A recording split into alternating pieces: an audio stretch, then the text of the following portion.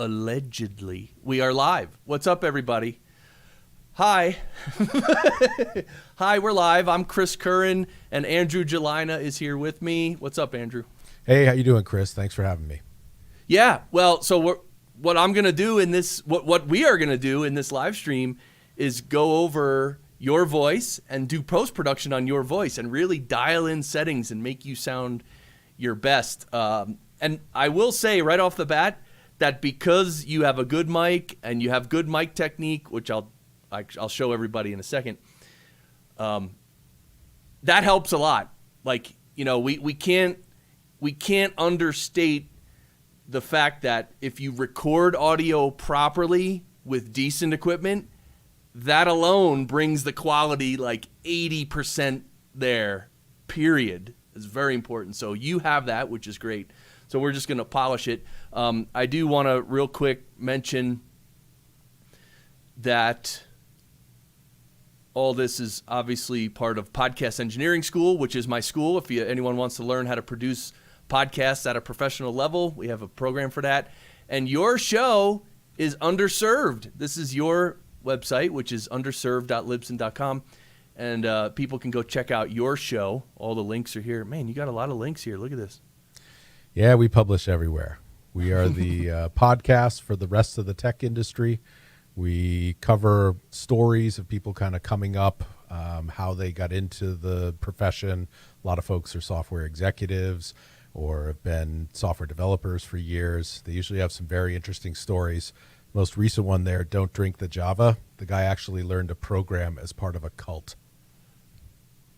Oh, he was in a cult and he learned to program there? Wow. Yes, sir. Oh, all right. All right. Just bookmark this, everybody, because I know what you're going to listen to as soon as we're done here. Okay. Sweet. So let me switch back to us. And so, okay. Oh, one other thing I wanted to show is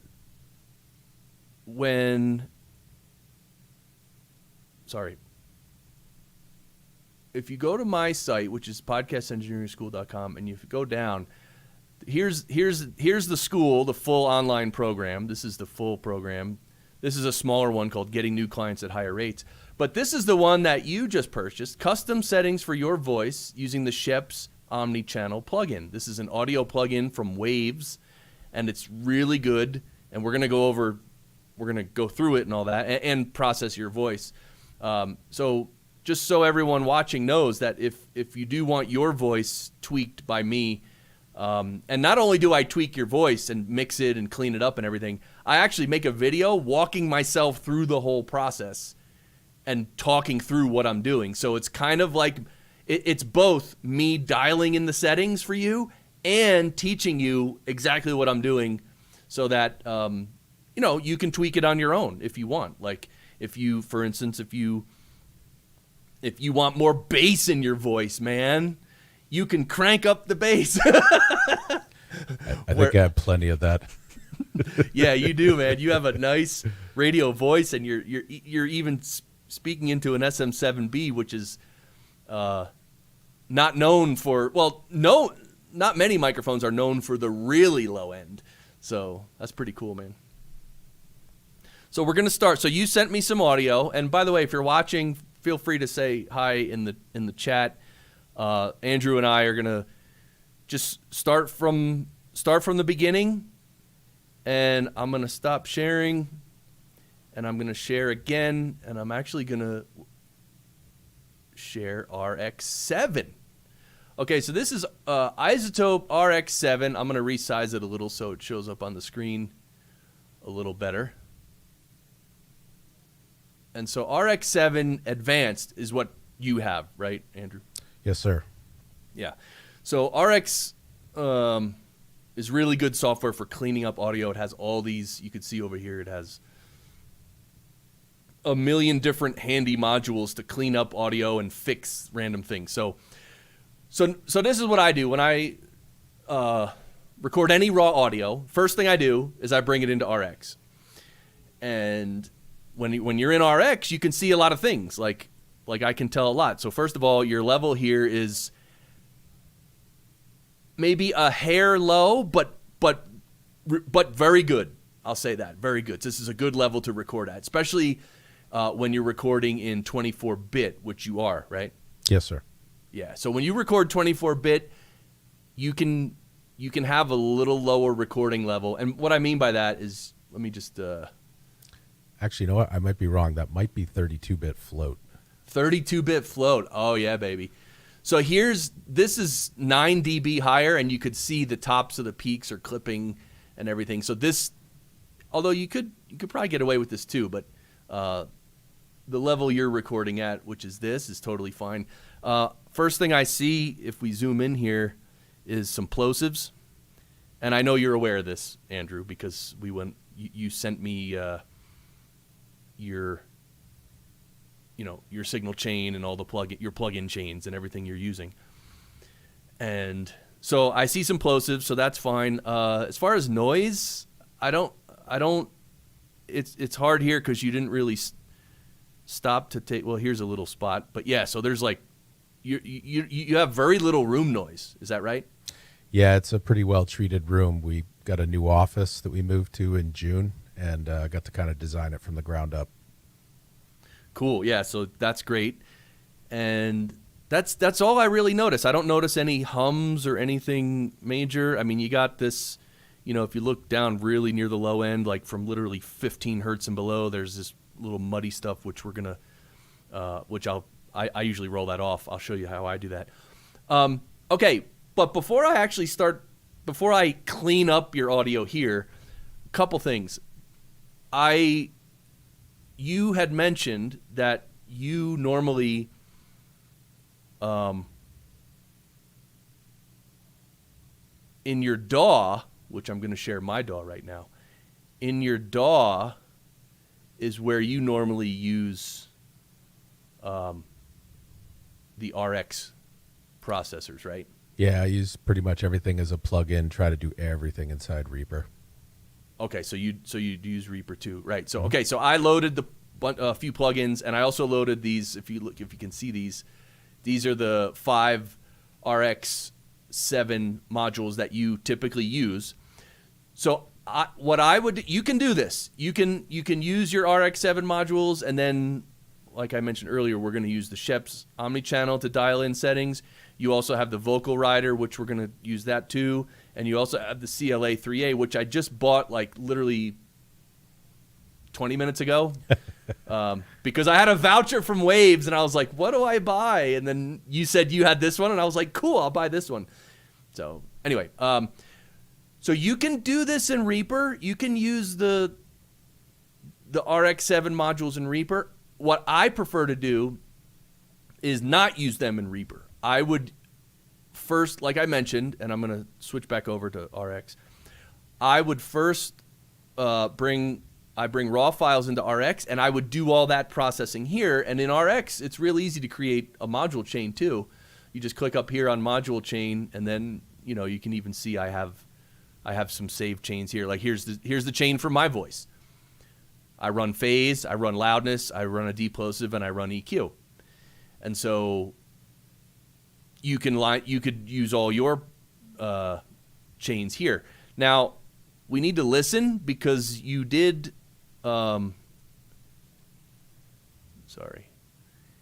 You said you use breath control. Voice denoise, mouth declick, and deplosive, which I already saw that, and also de-essing, which, by the way, now, because the Scheps Omni Channel has a de-esser, you'll probably use a de-esser there. Although you could use both, again, depends. But let's listen to a little bit here. Now, I'm getting to the part that's most relevant to you. And I would have mentioned this first, but I think I would have lost a lot of viewers. All right. Good content will be perceived as great if it sounds good, and great is amazing, and so on. So it behooves you to make yourself. Now, as far as mouth clicks go, do you just run, like, are your mouth clicks really that bad, or are there just a few? I I noticed a few. I tried the thing in RX where you highlight a section and then turn on listen to clicks, and you're like, oh, I didn't realize all those were there. And then I just kind of adjusted it so it wasn't really touching my voice, but was getting rid of the clicks, and I liked the cleaner sound. Okay. Sound is half the picture. And see, like, I didn't even hear that. I got to turn up my headphones. Hold on. Sound is half the picture. And yeah, that was a tiny little, but that was a lip smack. That wasn't really a mouth click. That was like here's another camera. Now, well, yeah. Camera. Okay, so I'm not really seeing that mouth clicks are a major problem here. Let me look a little more. Oh, wait, sense. Again, talk. There you go. That's it.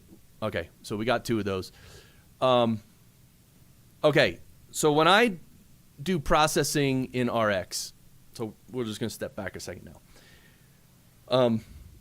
Like I said, I do a bunch of cleanup in RX, and then I'll bring the file into Reaper and then mix from there, right? Mm-hmm. First thing I normally do, and what's up, Jason Bryant? What's up, Brian Ensminger? What's up, Daniel Abendroth? What's up, Jason Sheasley? Hey, guys, sorry. I'm like Andrew, and this is almost like a private session between Andrew and I, but I'm happy that you're all here. I'll try to check back to the comments and stuff, so feel free to comment on anything that we're talking about. That'd be great. And Andrew, you can see the comments too, right? Let's see. StreamYard, I think if you click on comments. Private chat, comment. Yep, got it. Yeah, okay. So hey, Brian. Yeah, so if anybody... Oh, do I have to log in to participate? No, I don't think the guest is allowed to comment in stream when you're into StreamYard. Yeah, I know. What's up with that? I don't know. I don't know. So, okay. So first of all, when you process audio, the level of the audio is vital. Meaning, I could run a deplosive on this, like if we zoom in and see a bunch of your plosives, there's one. Well, that's a tiny one. That's a tiny one. But this is a real nice plosive, right? If we run a deplosive right now, it would be one thing. But let's say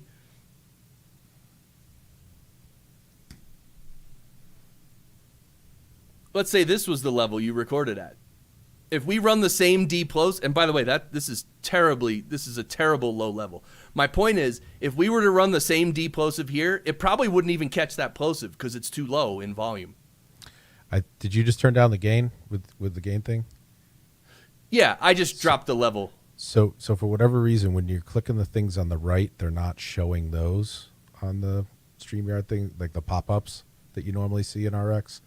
I only see like the main screen with the orange and blue. Okay. Let's try something different then. Because that's important. I'm going to share my entire screen. Is that okay? Sure. No, I mean I don't know if it'll work really well, but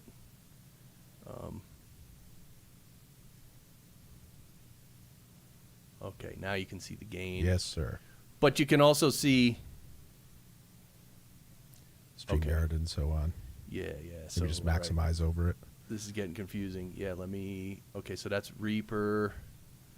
This is RX.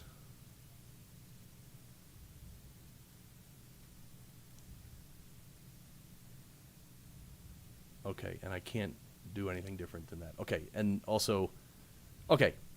Should I make it full screen like that? Is that better? Yeah.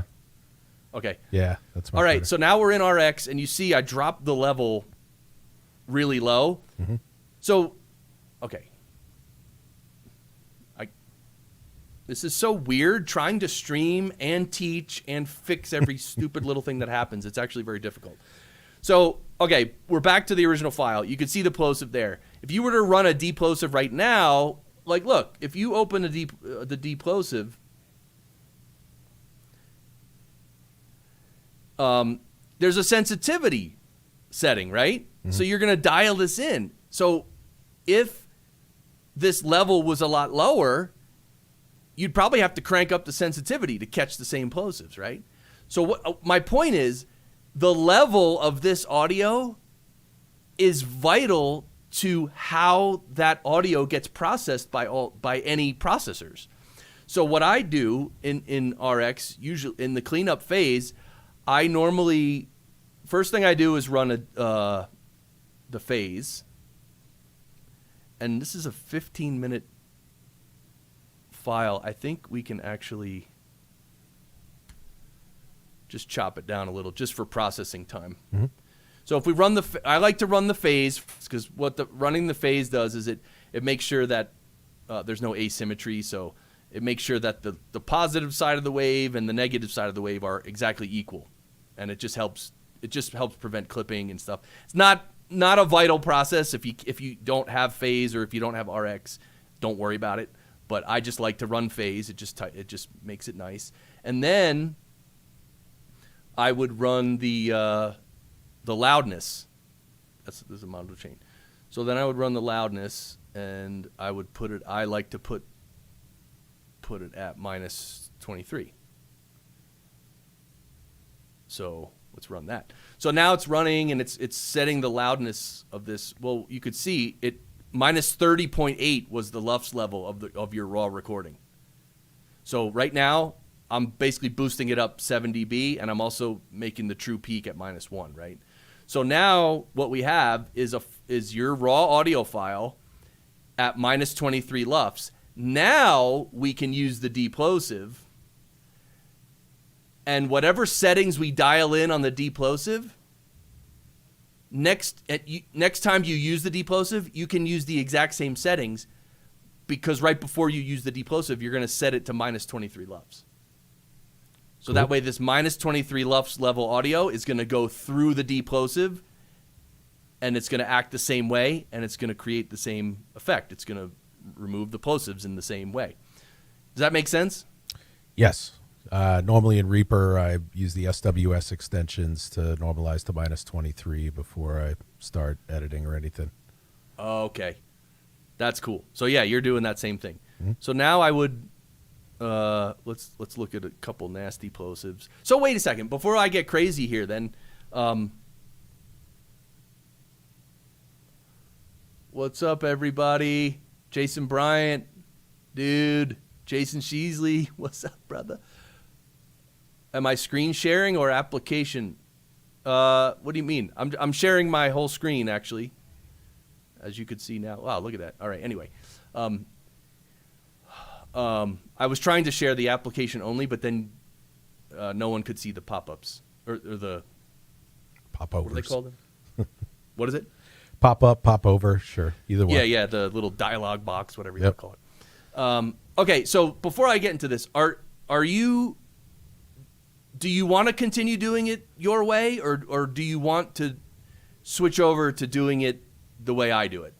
I'm interested in seeing the way you do it, because I understand my process, but I have a feeling that you're going to have some better ideas. So I'm more interested in learning how you do it, and then I can kind of incorporate or replace my process with yours as appropriate. Got it. So all right. So here's some plosives. Let's just mess around then. 100 hertz. Yeah. Looks like about 100 and below. I'm just going to put it up to 105. How are you picking that? You're looking at the right-hand side there, like about how high they are? So like, if you could see this on the screen right here, this is the actual plosive. And so, yeah, even if you just hover, you can see on the bottom right, see over here where it says cursor? Mm-hmm. If I hover at the top of the plosive, look at the cursor, it says 92 hertz, Okay. 88, 97. So I just put it at 105. And then I'll just take a couple plosives and hit render. Wait, why didn't it do anything? There we go. All right, and you can see it got rid of them pretty good. Video and the camera, how to use lights, how to diffuse. All right, but I wonder if we can get rid of... Actually, that's probably pretty good right there. Try it again. Video and the camera, how to use lights, how to diffuse that. Video and the camera. Yeah, I think that's fine if we listen to the original. Video and the camera. Oh, yeah. Video and the camera. All right, so that's pretty good. So, all right, so we can just render this on the whole file. Let's just say. Okay, so we rendered that. Now there's no more plosives in this file. So now we did the phase, we did the loudness, and now we did the plosives. And probably the last thing I would do here is just roll off the very, very low end. I usually do 37 hertz and below at a 48 dB per octave, which is pretty steep. So I'll just render that. And then look at the bottom. See how that all just got cleaned up? Mm-hmm.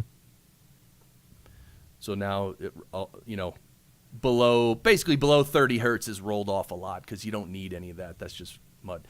So now this is the file that is cleaned up, in my opinion. So what I would do is I would save this file, export. I just save everything at 24-bit, even though I'm not a 32-bit guy yet. I'm not against 32-bit, but 24 is more than enough. So, all right, so I'll hit OK. The no clipping thing is pretty awesome. The what? The no clipping thing. Like, you can't blow it. Like, if it, you could scream into the mic, and as long as the mic can handle it, you can just basically scale it down in Reaper, and it never clips. It just scales down the waveform. Yeah, I haven't messed with 32. I haven't tested 32-bit files like that. Because I don't even know how that would work. Like if you scream into a mic and the level's really jacked up, I mean, it would have to clip. It would just distort. No, the dynamic range is like 1,048 decibels or something like that when you're using 32-bit float. No, I understand that, but I thought it was that you could keep the. Let me just save this first. I thought it was that you could keep the. I thought it was that you could keep the level lower. You could record at a much lower volume. It's forgiving at both ends. So you can record lower and amplify it and have it still be pretty clean, kind of like you could do with 24 versus 16.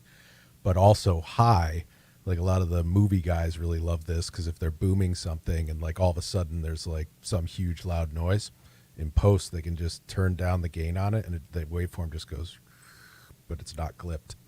It just goes, and it just scales itself down correctly. Yeah, see, I off the bat, I would disagree with that because if you're overdriving a mic pre, you're creating distortion. Here. Oh, yeah, baby. Oh, yeah, baby. See that distortion? Yep. That's from my mic pre. You can't get that out. I don't care what you record at, where you record it, on what medium. It literally doesn't matter. If that mic pre distortion is recorded, it's there forever, period. So it doesn't make sense to me how you could record something and just distort the crap out of everything and then just turn it down later and it's fine. Like, that's actually not how audio works. It won't clip. It won't clip on you. So you're not going to lose information. You could turn it down and it may not sound great, but it won't clip the information in the high end. I could send you a file. I recorded some here in the studio where we're like screaming into the mics, and then you could turn them down. Yeah, but you're talking about something different though. You're on a Mix Pre 6, which has analog limiters. It's the analog limiters that are preventing the clipping, not 32-bit. 32-bit has nothing to do with clipping. Analog limiters, yes. Now we're talking analog limit. Same with me on my Mix Pre. I could crank it up forever, and it literally will not clip because it's an analog limiter. So those are actually two different things. So good. Glad we talked through that because now that makes sense. What's up, Jay, Brucifer, and Daniel? Oh, Daniel likes that sound. Yes. Okay.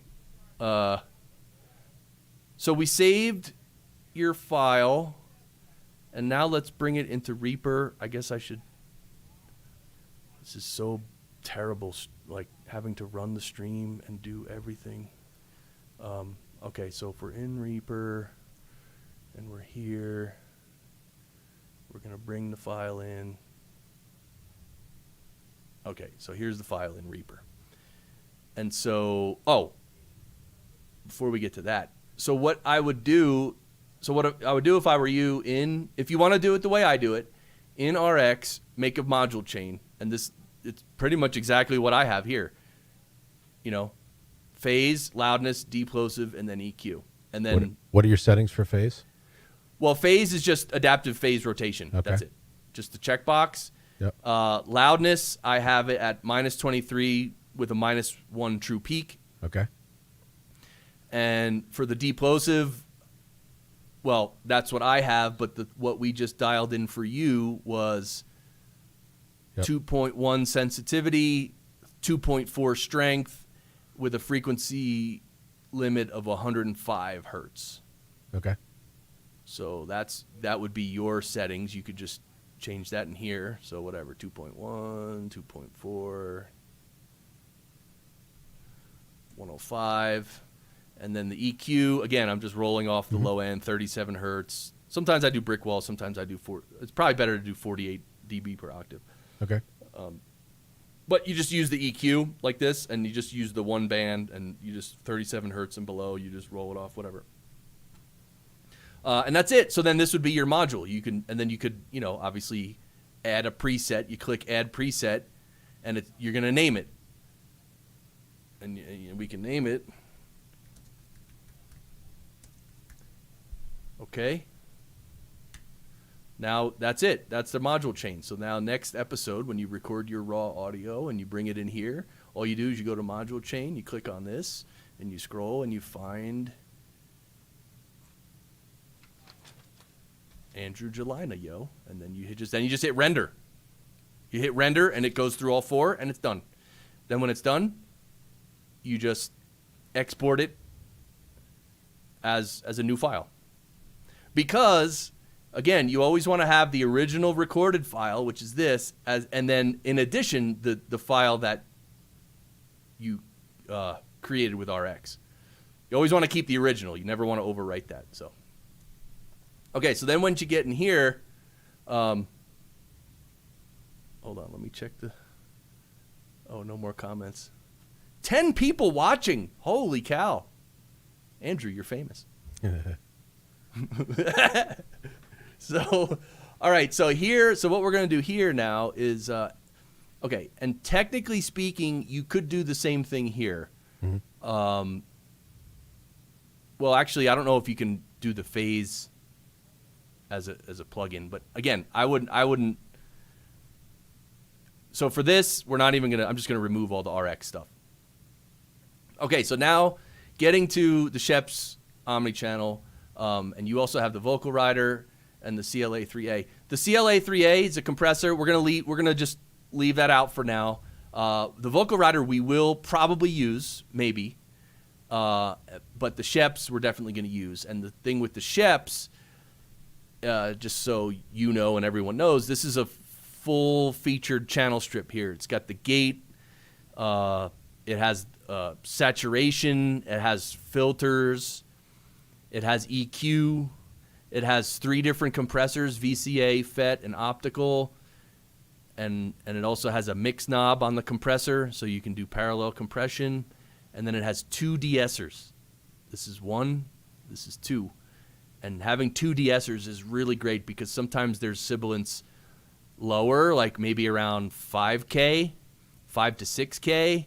And then sometimes there's different sibilance up near, 8,500 or 9,000, and so doing it this way, you can literally use 2 de-essers and just use them both gently, and it makes a big difference. You also have a limiter here on the output section.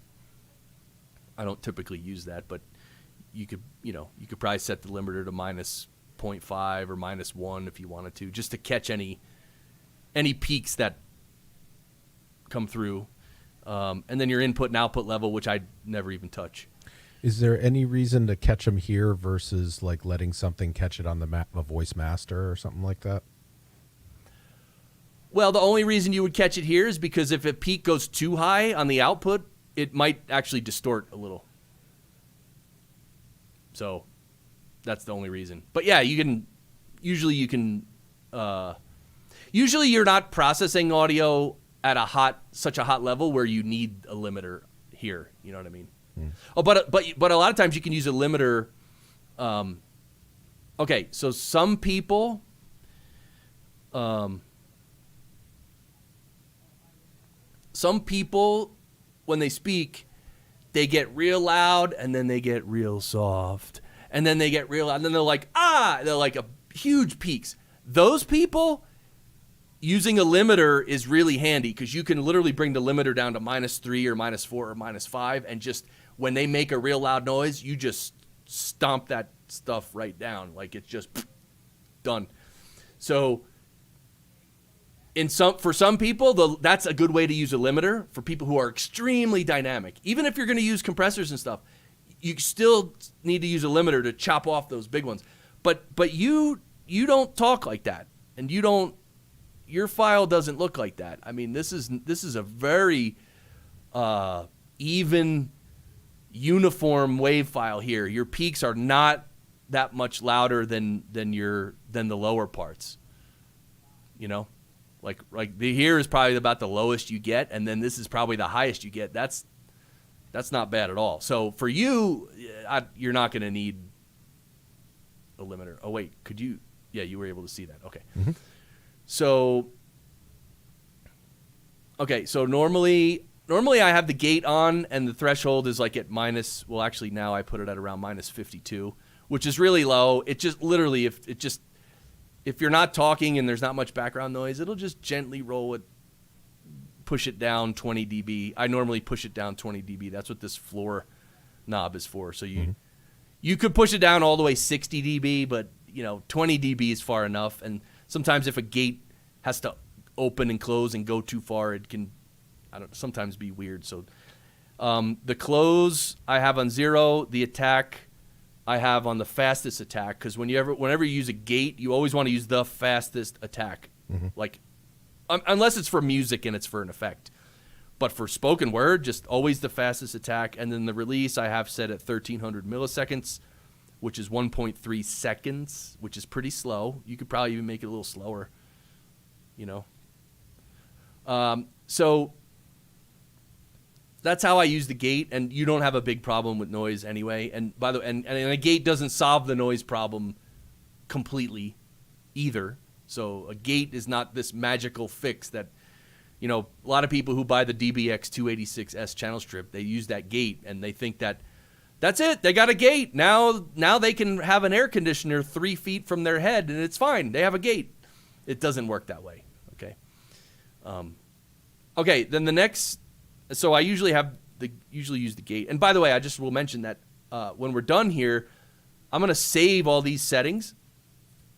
This is actually what you paid for, meaning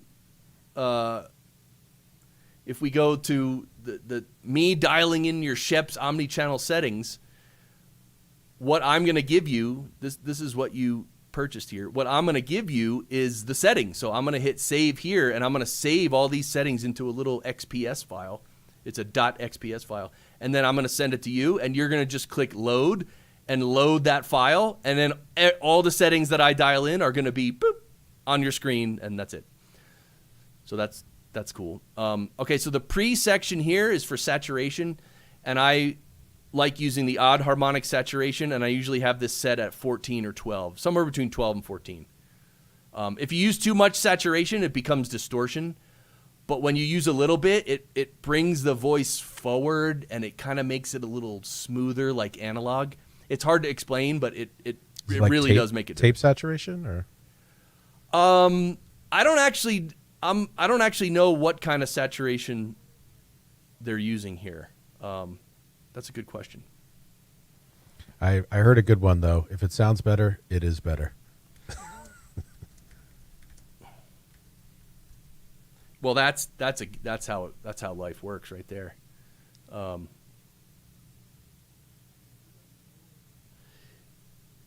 Yeah, that's it. It's your ear. That's audio production. So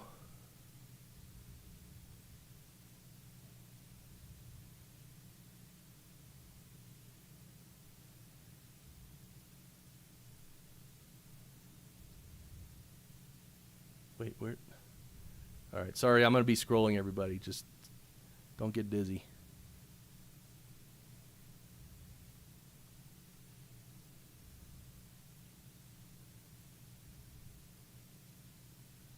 is going to take forever, isn't it? Oh, here we go.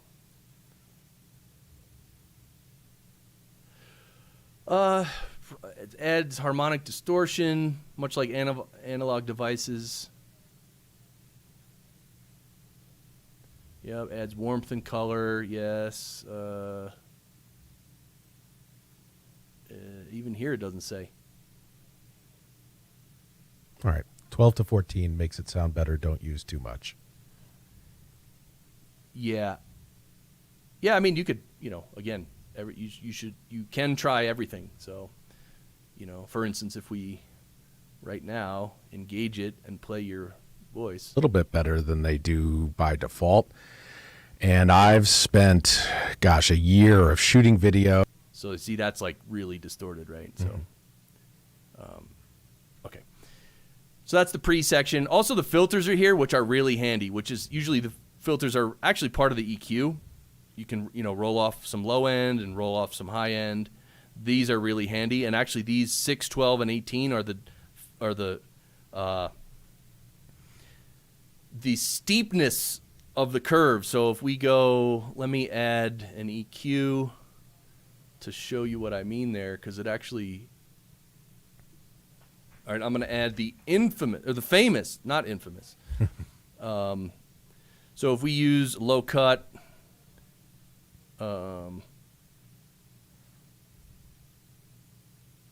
yeah. So this is like the roll off, right? The low end roll off. So in the Scheps, this is how you would do that. You'd roll off the low end. You can see right? So would I do this if I didn't do that roll off EQ step in RX? No, the roll off EQ step in RX, that was just for like really low stuff, like almost sub audible, like below about 20 hertz, maybe even 25. You can't really hear it, so that's what that was for. These filters are for actually rolling off more. So you normally would have, you might bring up this roll off to 50 or 60 or even 100. For some people, I even bring it up higher than that. So you can roll it. This is more of an EQ setting, whereas in Rx7, the roll off we did was just to roll off subharmonic, sub-audible frequencies. Okay. So anyway, you see here, you choose the frequency, and so 12 dB per octave is, 12 dB per octave is what we're at right here. This is the slope. Now, watch when I change it to 6 dB per octave. It's just more subtle, right? Mm-hmm. It's just more subtle. And if we switch down to 12 dB per octave, it rolls it off more. And now if we switch to 18, now it's much steeper. So in the Scheps, these are those controls. If you want just the gentle slope roll off, 6. In the middle is 12, and if you really want a steep roll off, you can choose 18, and it'll, and then you obviously choose the frequency that it rolls off at. So anyway, a lot of times I just leave it on 6. Sometimes I use 12. It just depends on the source material. So okay, so that's that, and then you got the EQ, which is just awesome. I mean, it's basically 4 bands. You could do anything you want with. And then the compression, like I said, 3 types of compression with the mix knob. And, of course, all the regular controls, ratio. And then the de-essers. So, So let me listen a little bit. Let me turn that off. And let's turn the compressor off. Let's just listen for a minute. I wish I could. Yeah, everything won't fit on my screen. Hello, Chris Curran. This is Andrew Gelina. And I got to admit, you got me. I took the mic input out of the mixer, put it straight into the mix pre, and it's not amazingly better, but it's definitely better. So I'm going to figure out some other way to do my whole mix minus routing for remote guests and so on. And if we're telling the truth, the most common use case is one person with me in the studio or one person remote, not 4 in the studio and 2 remote and whatever. So while I may have set that up, and it was a pretty cool technical challenge, use case isn't that great. So this is me talking into the SM7B and pretty much XLR cabled straight into the mix pre. I think I have 60-something decibels of gain because, hey, it's in a light. All right. Well, it's no surprise the optical compressor sounds the best on your voice, in my opinion. Optical compressors are just great. Probably the most famous one is the old CLA 2A, and this one, and I don't actually know what the CLA 3A is. I don't know if it's a FET compressor or a VCA or an optical, but anyway, we're gonna try that in a second. Jeez, sorry. Okay, so that, I don't know, I just kind of dialed in some compression. That's pretty good. I'm gonna just mess with the EQ for a second. SM7B. So what am I going to carry on about for several more minutes? How about idea I had for doing a YouTube video called How to Make Your Zoom Go Boom? Because so many people now are kind of thrust into having to do Zoom calls. Everyone wants to look a little bit better than they do by default. And I've spent, a year of shooting video and buying gear, and most recently taking some of that gear and making it actually into a... So 730 and 2500. So this, by the way, this is the Pro Q3 and SM7B. Sorry. So what am I going to carry on about for... Okay. How are you kind of targeting things in there? Well, so one of the things I like about the Pro Q3 is that you could just see the frequency, response and everything, and it's just handy to see where there's peaks and valleys and stuff. So around 730, a couple of your peaks went up, and even this one right here is 650, 630, whatever. So that to me it just gives a little bit of an idea of where to start. And 2500, there was a little dip. So that's all it was. You don't need this, but also this is partially for you too, to just see the frequency response of your voice and how it's looking. And actually this should probably put that before the Scheps. SM7B. You know what? Let me turn it. SM7B.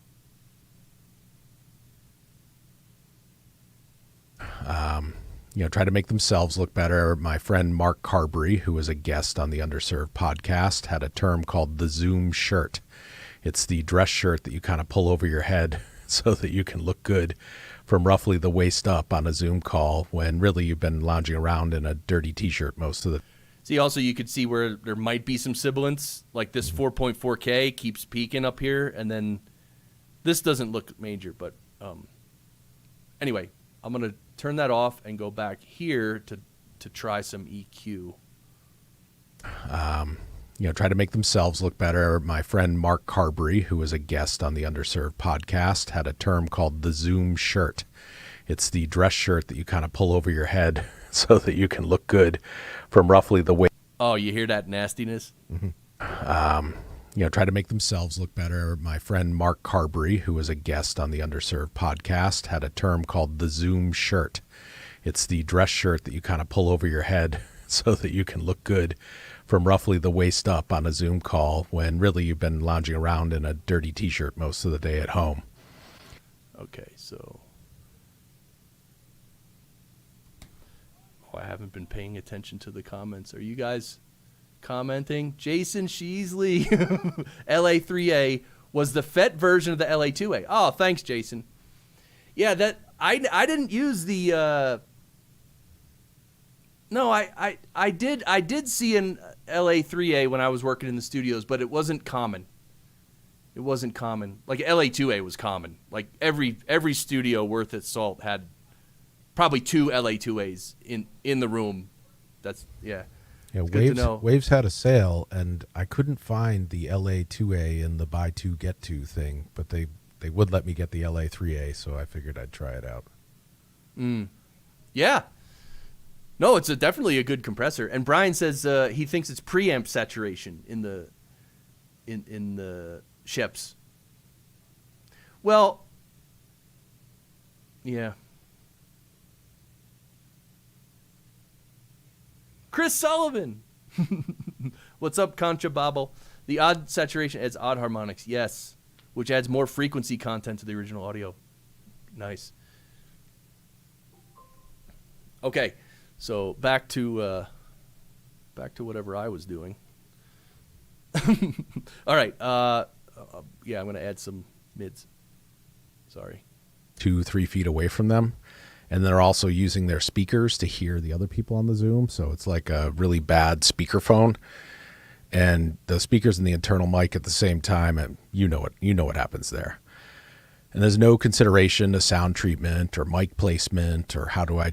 Yeah, see that? Adding that little bit of mid-range, wow, that made a difference. That's nice. 2-3 feet away from them. And they're also using their speakers to hear the other people on the Zoom. So it's like a really bad speakerphone. And the speakers and the internal mic at the same time, and you know what happens there. And there's no consideration to sound treatment or mic placement or how do I try to make this sound good. Yeah, I'm not sure we need to add any highs that high, but again, we'll obviously revisit it as we go. Yeah, and one thing about the EQ and compression here, you can actually move these modules around any way you want. Especially for podcasting, I usually EQ first because you're not doing anything drastic. You're just kind of tweaking it up a little and then send it to the compressor to get compressed. So that's normally the order I do it in. You could try it in a different order as well, because as you change the EQ a little bit, it can change how the compressor reacts, right? Like if you were to add a ton of low end, now the compressor would just be compressing it a lot more, right? So anyway, the order matters. But if you're only EQing a little bit like we are here, then it doesn't really matter. I'm not hearing much sibilance yet. Are you, Andrew? I think I tend to be more plosive than sibilant. Yeah, nothing has caught my ear and said, oh my God, I need to use a de-esser. Yeah, but, one cool thing about the Scheps is we can engage one of them, and let's do the narrow band, and then this little speaker icon will solo this frequency range. Check this out. A laptop or maybe a webcam mic. That's about. Speakers to hear the other people on the Zoom, so it's like a really bad speakerphone. Hey, that's you on the phone. Laptop or maybe a webcam. That's about 2-3 feet away from them. And they're also using their speakers to hear the other people on the Zoom, so it's like a really bad speakerphone. Right? Remember, what was it, around 4.4K, right? Yep. Webcam mic. That's about 2-3 feet away from them, and they're also using their speakers to hear the other people in the Zoom. So it's like a really bad speakerphone, and the speakers and the internal mic at the same time, and you know what happens there. So you just turn that until you hear the S's. Well, no. So right now we're just literally listening to that frequency range. We haven't moved the threshold down, so we're not doing any de-essing yet. But I'm just trying to locate what it sounds like at that range. But honestly, again, it doesn't sound like anything out of the ordinary. But I think let's say 4,300, or actually maybe 4,500 with a wider scoop. Let me try to dial that in and see if it. Or one person remote, not 4 in the studio and 2 remote and whatever. So while I may have set that up, and it was a pretty cool technical challenge, use case isn't that great. So this is me talking into the SM7B and pretty much XLR cabled straight into the mix pre. I think I have 60-something decibels of gain because, hey, it's an SM7B. So what am I going to carry on about for? Yeah, I mean, okay, so that's at minus 13.7. It's barely touching it, so I'll leave this here. I don't think we need it, so I'll turn it off, but I'll leave that here, and we should, in case you personally want to just turn it on and try it. And the other area was or one person remote, not 4 in the studio and 2 remote. So I have some basic advice where I talk about the video and the camera, how to use lights, how to diffuse them with something as cheap and easy as a shower curtain, how to get them close, why they need to be large. Yeah, around 8,800. So I'll dial that one in too. Again, I don't think you need it, but while I'm here, I'll dial it in. And for this one, we could do the wider band as well. So I have some basic advice where I talk about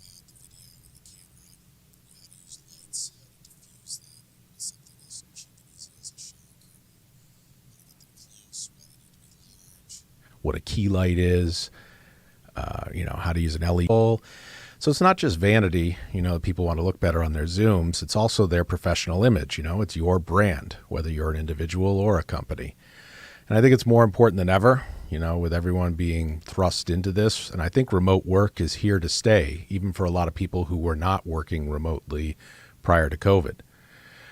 So some people have tried to set their background to something cool and make it look better, try to make themselves look better. My friend Mark Carberry, who was All right, that doesn't sound bad. I mean, these DSers are barely working. Like I said, we could leave them in. I don't think it sounds. It's definitely not sounding bad. It's not de-essing too much. I'm barely touching them both. But anyway, those are the 2 frequency ranges. How can you tell that they're firing? See this little meter here. This is the gain reduction. Okay. So 3 dB, 6 dB, 9 dB. So basically, I want this 3 dB light to barely come on, because then it means it's only reducing it maybe 1 or 2 dB, sometimes 3 dB. But if you crank the threshold down, it'll go down a lot, and then listen. So it's not just vanity, people want to look better on their Zooms. It's also their professional image, it's your brand, whether you're an. Yeah, so anyway, that's how you can, the threshold determines how much de-essing it's doing. So, okay, well, this is sounding pretty good. You could see I backed off on the mix of the compressor a little bit too. It was seeming a little too compressed by one compressor. But now I want to mess with the vocal rider real quick. Are there any comments here? Chris Sullivan, man, the Scheps is cool. Got it for music production.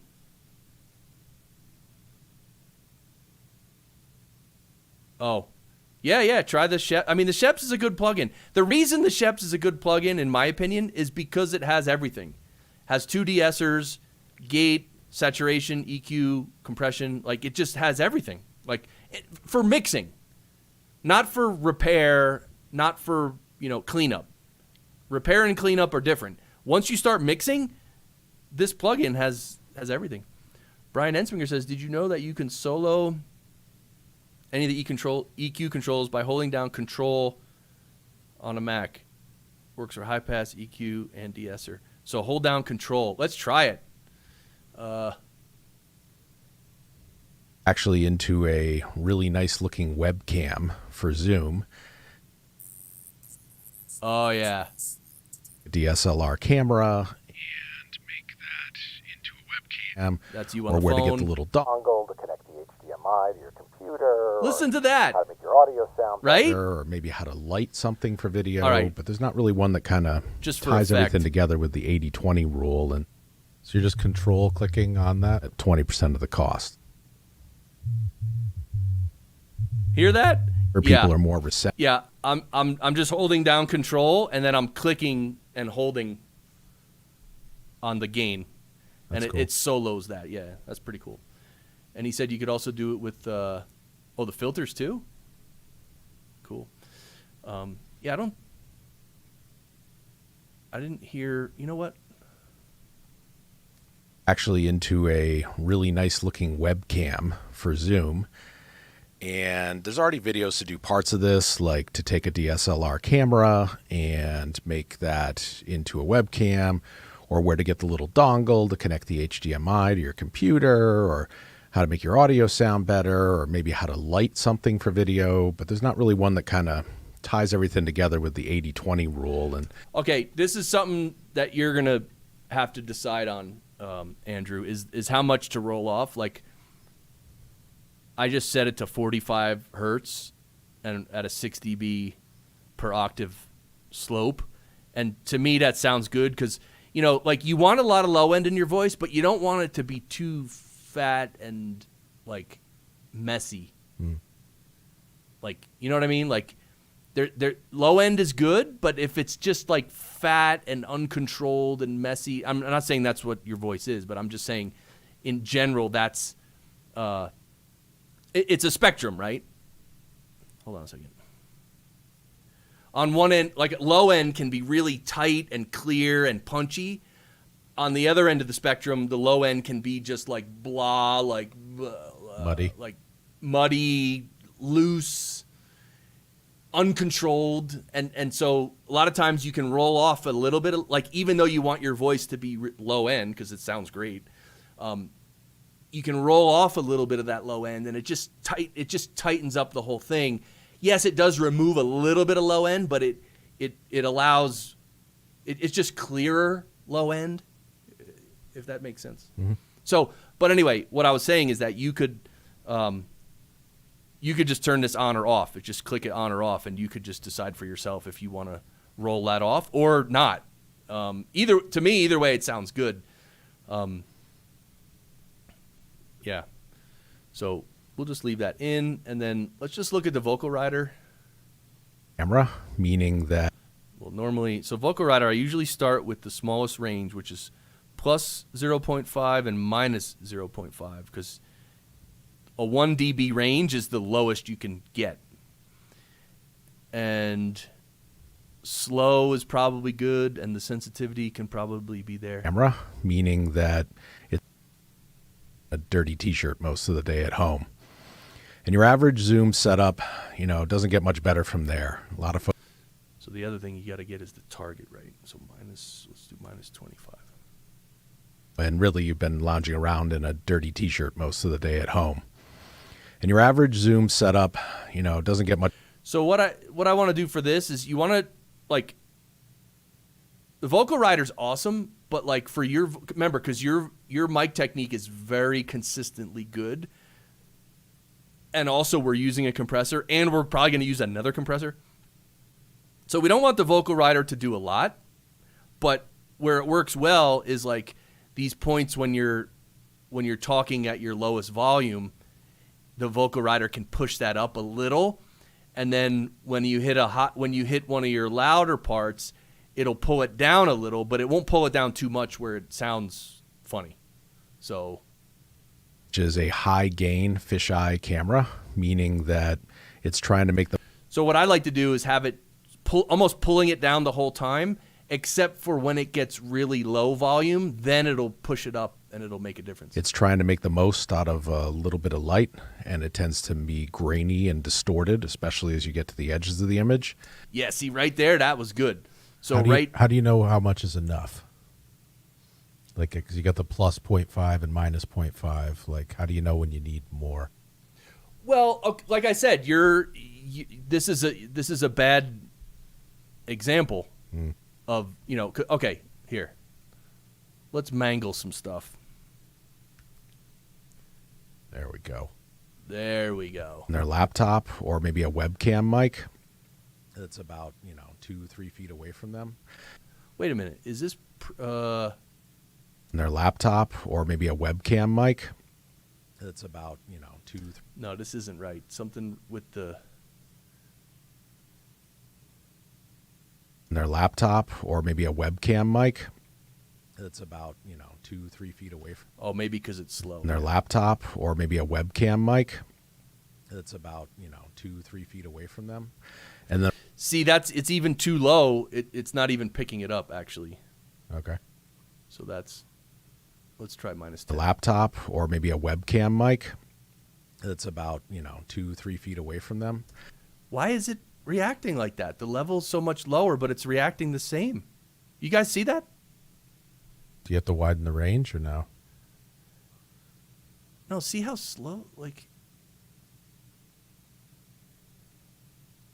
yeah. Anyway, I don't know why it's doing that, and it's not worth, it's not worth messing around like this because this is not. Up, or maybe a webcam mic.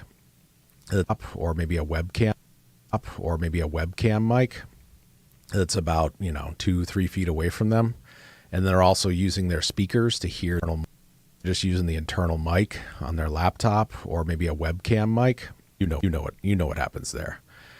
And there's no consideration to sometimes there's some sort of diffuse them with something as cheap and easy as a shower curtain, how to get them close, why they need to be large, what a key light is, how to use. Yeah, so, okay. Normally you can mess around with this, all right? You want to put the high end up like that? Background that's bleeding into the picture and backlighting it. And a lot of time that background is just some sort of, how to use lights, how to diffuse them with something as cheap and easy as a shower curtain, how to get them close, why they need. But see, that it's pushing it up too far for me because the parts when you're speaking more quietly, they sound louder than these peaks. It's totally unnatural. That's why what I go for is naturalness, and with naturalness, you just need a little bit. You just need a little push up, a little push down. It's so subtle, but it helps so much. And there's no consideration to sound treatment or mic placement or how do I try to make this sound good. And the room lighting, and there's no consideration to sound treatment or mic placement or how do I try to make this sound good. And the room lighting, it's really just what. And there's no consideration to sound treatment or mic placement or how do I try to make this sound good. And the room lighting, it's really just flat wall, not really providing any depth. So I have some basic advice where I talk. The other thing you can do is pull the low end down. So let's watch this. Flat wall, not really providing any depth. So I have some basic advice where I talk about. See how it just yanked down this peak right here? And it sounds horrible. Anyway, you can, again, this is something you can tweak yourself. You can just, if you want a little more upside, give it a little more upside. If you want a little more downside, give it a little more downside. But the way it is right now, I like it. It's very subtle. It's reacting slowly, which makes it sound more natural. So if you leave a giant range on there, does it kind of like get rid of the dynamic range and everything sounds the exact same level? It's not as extreme as you would think. So let's put it on fast mode and let's make it a little more sensitive too. Everyone wants to look a little bit better than they do by default. And I've spent, a year of shooting gain because, hey, it's an SM7B. So what am I going to carry on about for several more minutes? Yeah. See, it's not... I don't, when you try to use it like that, I don't like that at all. Like, you hear how nasty that sounds? Yeah. Yeah, it's just nasty. So, you just, if you get your compression right, then the vocal rider, you can just use it very subtly, but it makes a big difference.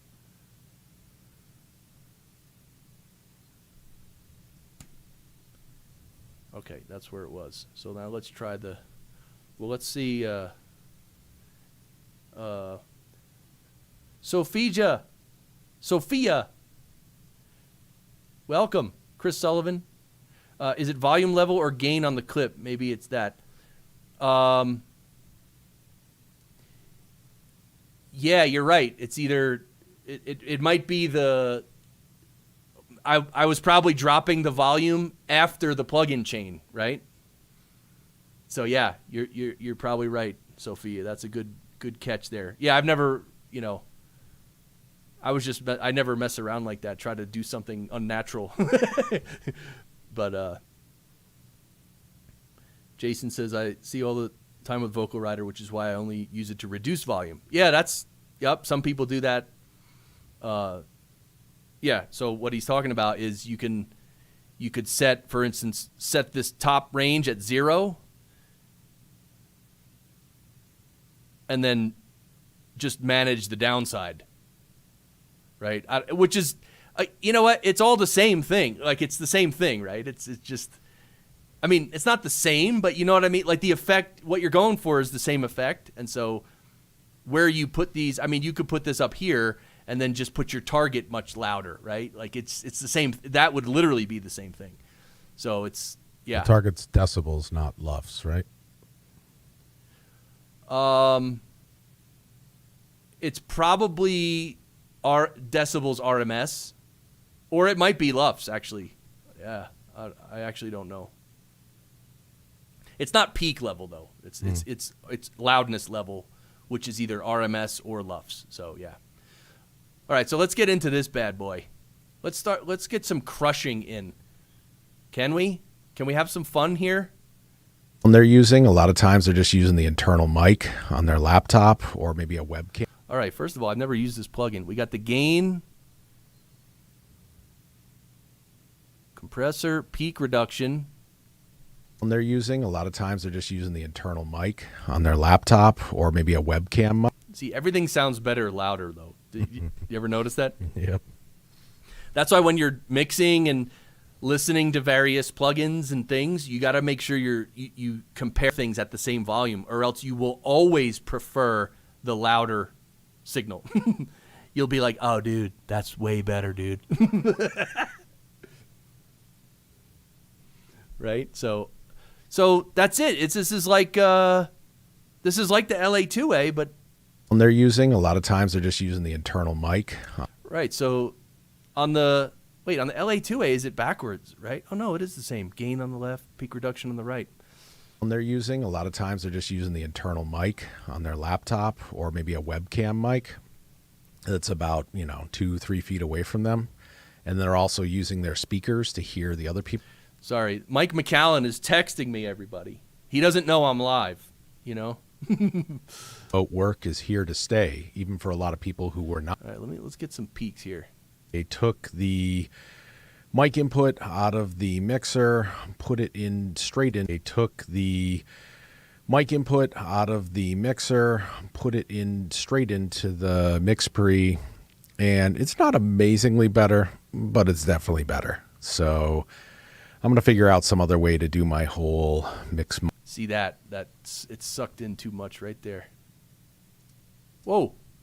Sorry. Amazingly better, but it's definitely better. So I'm going to figure out some other way to do my better, but it's definitely better. So I'm going to figure out some other way to do my whole mix. Better, but it's definitely better. So I'm going to figure out some other way to do.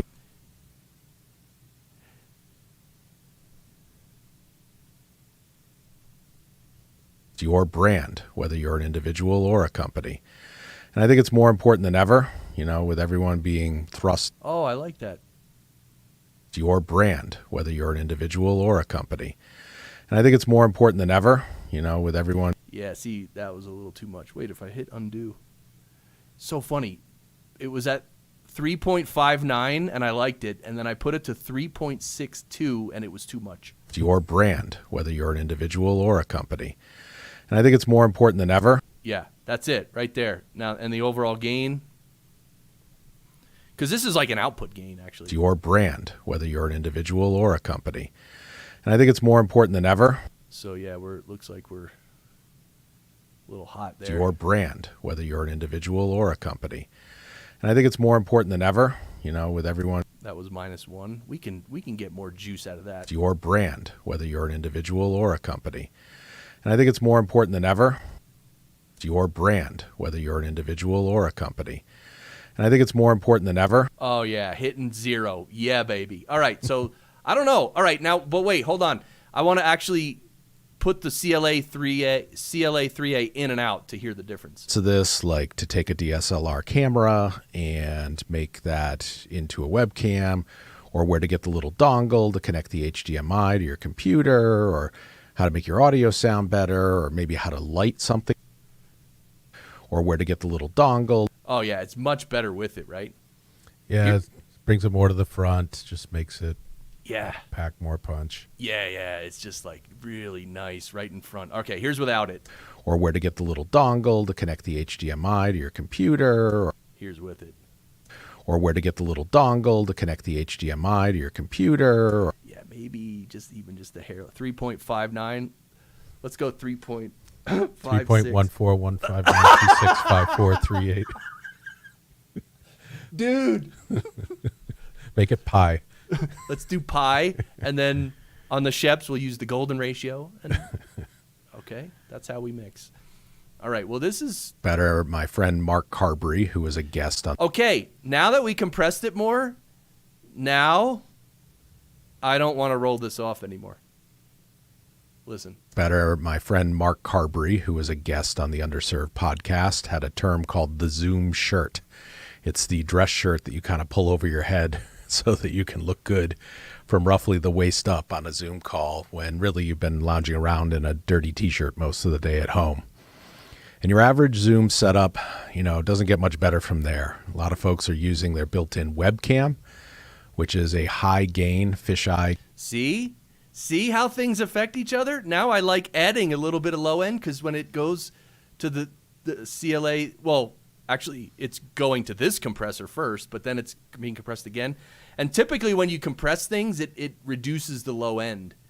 So anyway, that's just a good example of how you can dial in some settings that sound good, and then when you add another processor, it changes it, and then you might want to go back and tweak the low end here, right? So anyway, I think we're about there. I don't know. What do you think, Andrew?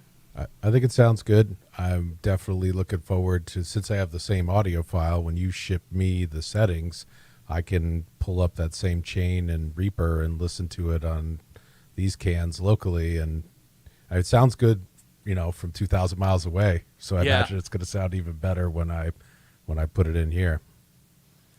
Totally. Yes, Fibonacci rules, Chris Sullivan. I have a question for you, though. So if I was still going to use some of the RX as plugins, like the voice denoise or breath control, would I put those before these guys in the signal chain? Yes. Yeah. Yeah, you would do that, and then you just got to be careful. Oh, wait, hold on. Yeah, then you would just have to be careful.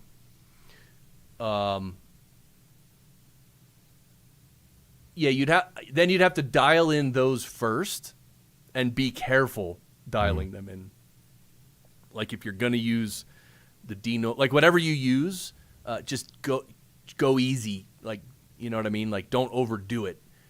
And then once you have all those RX things dialed in, then you could just, have these 3 plugins after it. And so, everything, what were the... I was using, I probably won't use DS if I got this handling it, but I would probably still use Plosive and mouth declick. All right, Rx7. So Plosive. Oh, we never got rid of the mouth clicks either. See, I'm all over the place here. So when you stream, it's weird. Okay, voice denoise, right? Yep. DS you had. We'll just throw that one in. And what else? Oh, breath control. Yeah, I only use de-reverb if the remote guest is in a reverby room. I usually don't have that problem in the sound-treated room. Okay. So this looks like it. Breath control, DS, Plosive, mouth declick, and voice denoise. Yes. Okay, so let's add them. And then let's put them up top. And then, okay, well, your raw file's still going to be set to -23, correct? Mm-hmm. Yeah. And the de-esser you probably don't need because we're already using it in the Scheps. Mm-hmm. So the Plosive, I could just set it to the same stuff you did in RX, right? I guess so. So which was what, 2.1, 2.4, and 105. Yep. See, I remembered that. Wow. Nice. Okay, and then so DS, we can get rid of that, right? Yeah, I think so. Yeah, let's remove that. Okay, so we got the Plosive. I usually do voice denoise first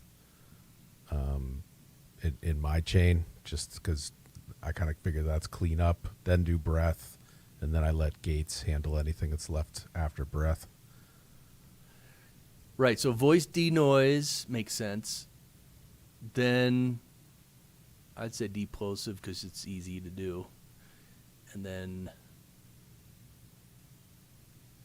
mouth declick, and then breath control. That's probably the order I would do them in. But Okay. it probably doesn't matter that much. So, okay, voice denoise, let's look at that in RX. Deplosive we got, mouth declick we'll dial in, and then the breath control. Breath control. Okay, so let's leave it there for now. Let's go back to RX and well, first of all, voice denoise, you don't need that. I wouldn't even use that because remember we talked about the fact that you're like, look, Things are quiet in between. Don't bother. yeah, they're pretty quiet. Now, oh, here's a bigger space.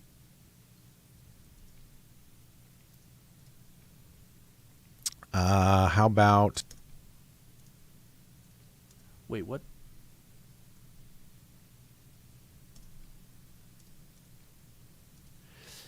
Yeah, okay. Sorry, I tried to turn my headphones up. I guess you could use a little bit, but I usually just leave it in adaptive mode, and I leave like a few seconds at the beginning so it can figure it out of like blank space. yeah.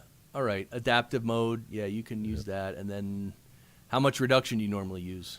That's a good question. I have to pull up Reaper and check. I try to be. I leave it on surgical and dialogue, and I try to be somewhat gentle with it, because otherwise it starts making things sound strange. Yeah, probably 2.5 or 3 is pretty safe.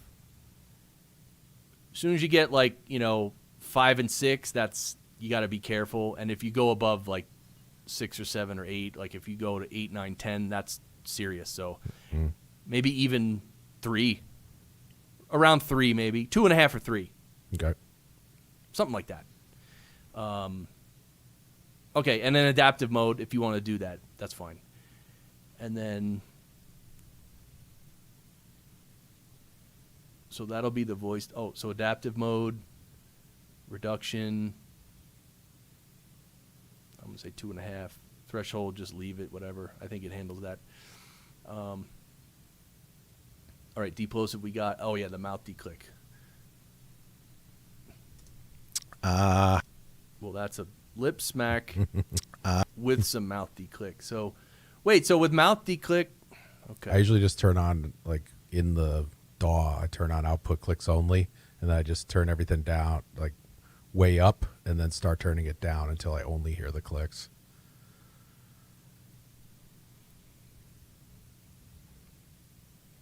Yeah.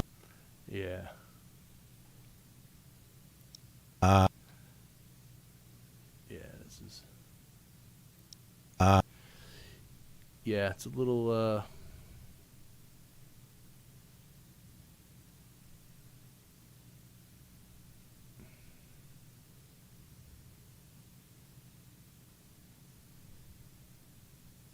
Under the cost. Under the cost. See that little click? Mhm. I don't like that. It's in the middle of a word. So turn it down. Yeah, and then it missed it. Oh, and it did catch those two. All right, there we go. So, yeah, if that's fine if you want to do it that way. So this is, and then the click widening, well, usually I like to keep this low. Something like that.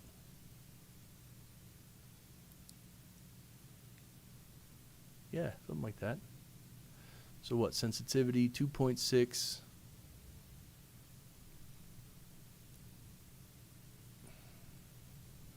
And the widening probably, 0.8.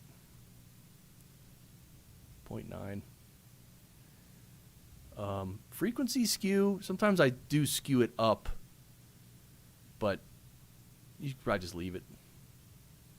So let's find that spot. Where was that spot? Right. Oh, that was that spot. Wait, where is it? Around 205. Oh yeah, here it is. Okay, so let's output clicks only.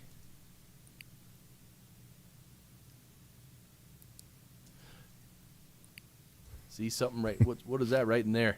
Lets you get 80% of the stuff done. Lets you get 80% of the stuff done. See, I don't. That's one thing I don't like about. So mouth declick is great, but like sometimes it will just take out random things that aren't mouth clicks. Lets you get 80% of the stuff done. Lets you get 80% of the stuff done at 20. I mean, I don't even hear it. That little. Anyway, that seems pretty good. And then breath control. Yeah, this is the tricky one. Okay, you got a bunch of breaths here. But there's not really one that kind of ties everything together. No, not that one. You can see them. They look like zeppelins in between the big sections. Yeah. But that's normal, man. That's the thing about breath control. Is I know some people get real self-conscious, but like breaths are there's nothing wrong with breaths. I mean, sometimes they can be too loud and terrible, but So it's like bad speakerphone. But like I don't have any problem with your breaths. I didn't even think about breaths, by the way, during this whole time. I didn't even think about it. So but anyway, let's breath control. What is it now? What are we going for? Oh, this is how much we drop it by. Yeah, so probably -3 is good to start. And then sensitivity. Output breaths only. It's like a really... Well, that was good. Oh, see, you didn't catch that whole one. Meaning? Yeah, the entire breath. Yeah, kind of caught it late, so sensitivity. Let's go a little higher. That was better. Better, but not great. That's pretty good. What about here? Yeah, that's the... Oh, what about this little one? I got it. Yeah. All right, so that... I don't know. That, Guys at Izotope are sorcerers. I'm telling you. Yeah. Oh. Oh, did it catch the little... Yeah, that little thing. Neat. Yeah, that's rough. So...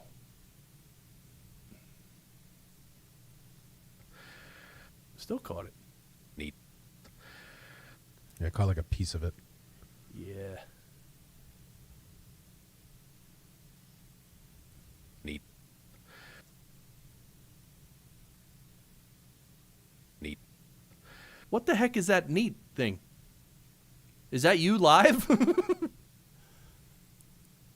At wall, not really providing any depth. And wow, you hear that? That was weird. It's catching the NY of the word any. Any. It's catching the neat. Now it didn't. So weird, man. Okay. So, all right. Well, that just for fun, let's actually render this and we'll make sure all the breaths. Well, wait, 43.4.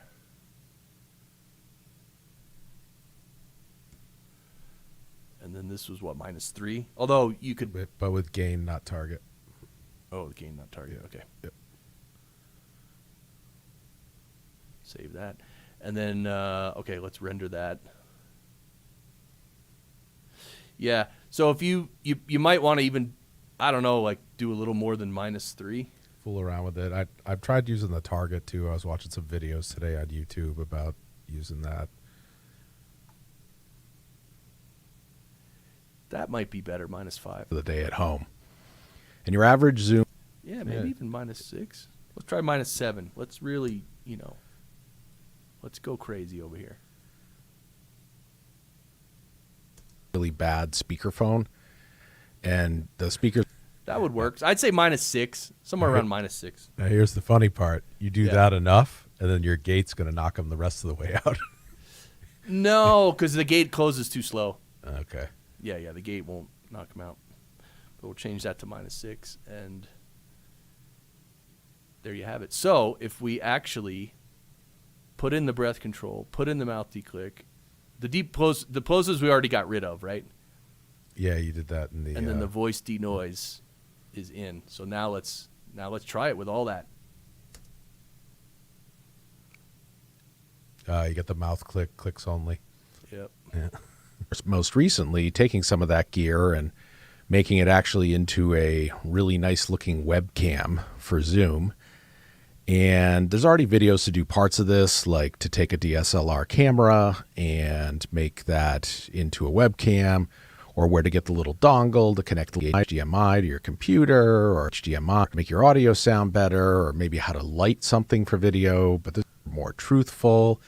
So it's not just vanity, people want to look better on their Zooms. It's also their professional image, it's your brand, whether you're an individual or a company. More truthful. So it's not just vanity, people want to look better on their Zooms. It's all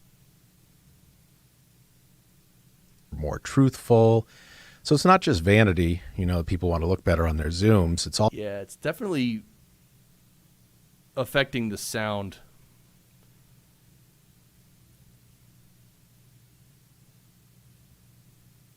It's affecting it quite a bit, actually.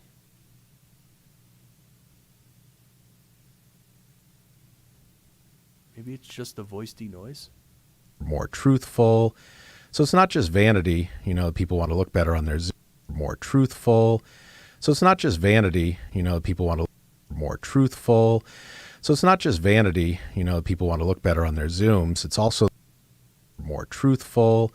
So it's not just vanity, people want to look better on their Zoom. Yeah, it's this voice denoise. More truthful. Using it, What's that? if I can avoid using it, if things are pretty clean on the mix pre. More truthful. So it's not just vanity. Yeah, I mean, you could. More truthful.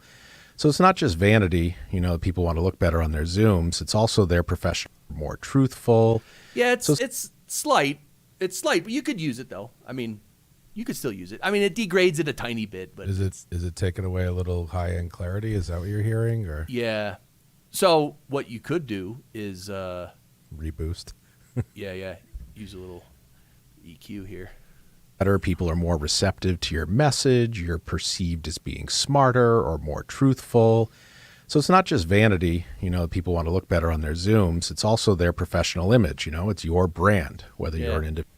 So I just put this up 0.1 dB. That seemed to help. Yeah, so that's pretty good. All right. Cool. You want to just Wow. save the whole signal chain, zip it up? Yeah. Oh, well, no, what we'll do is, first of all, so the Scheps, I'm going to, again, save the XPS file, send it to you. I could do the same thing for the Vocal Rider and the CLA3A. So for those three, I'll send you an XPS file that you can load into the plugin. For the RX stuff, just... I think if you say save signal chain, you could save it as a signal chain file from Reaper, because I've done this when I've moved from my Mac to my PC, and then you could take that signal chain file, and if I load it, as long as I own the same plugins, it should just bang, put everything Okay. in there. So let's get rid of the Pro Q3 then, and wait, why didn't it remove? Yeah, and the CLA2A, remove, okay, and now, well, we can keep the deplosive in there. That's cool. Might as well turn it on because that's how you're going to use it. So I forget where it is. I think you can either right-click in there, or there's a menu option, or maybe under FX there. Yeah, there we go. Save FX chain. save All FX as chain. save all effects as chain. Mm-hmm. Ooh. So by default, it puts it in this kind of obscure FX Chains folder. If you want, you could put it somewhere easier to find. Right, yeah, put it in your folder. Of course, now everyone is seeing my whole computer. So that's that. Well, I'll also save the other. I'll also save the individual for these three. Cool. Thank you Just very in much. This has been enlightening, and I'm encouraged by how good my voice sounded on there. Yeah, man, it's really nice. And my only thoughts right now are the CLA 3A. Like, you might want to just reduce, like, A little bit of the game. No, a little bit of the peak reduction. It's at 3.56. You might want to bring that down. Like, you don't want this to hit too hard. Mm-hmm. So if you hit this too hard, it'll compress it too much and it'll make it really awkward and unnatural. So if anything, just even with the Scheps Omni Channel compressor, like with this threshold, like, just that's like the most important setting on a compressor is the threshold, and just by tweaking it a little, it can actually make a big difference. So just keep that in mind. Okay, thank you. Daniel says breath control always annoyed me. Yeah, breath control was, but see, here's the thing. I think, Andrew, because you speak so uniformly and professionally, that it's easier for RX to hear that, okay, that's the voice, that's the breath, and then. But some people, if they're all over the place, that makes it much harder, right? I tend to be very delineated, not too much higher, not too much lower, to enunciate and stop. And then, there's that kind of pronounced breath in between. Mm. Yeah, Chris Sullivan says in the Scheps you can add a plugin in the Scheps. I knew that. I don't usually do. Yeah, right here. Insert a plugin.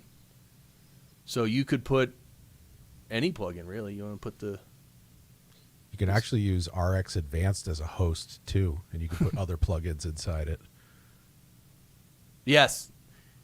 Yeah, but here, like, you could even add the vocal rider or the CLA, whatever. You could, it's just another place to put a plugin. Oh, wait, you guys weren't seeing that.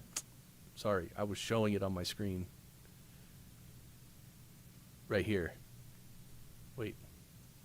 Yeah, and I think they said you can even put another instance of Scheps Omni Channel in there if you want to get real meta. Let's do it.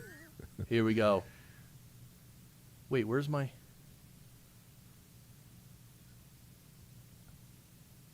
Anyway. Oh, maybe it's not a Dynamics one?